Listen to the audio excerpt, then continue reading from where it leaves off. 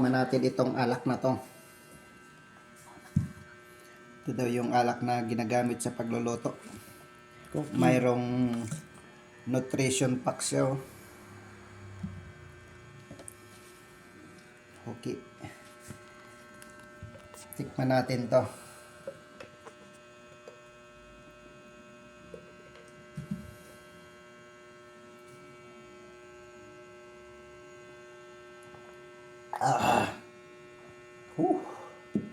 Matamis-tamis ng alak. Isang matamis-tamis at isa hindi daw, premium daw ito isa.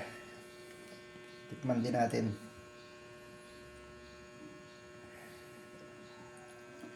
Yan.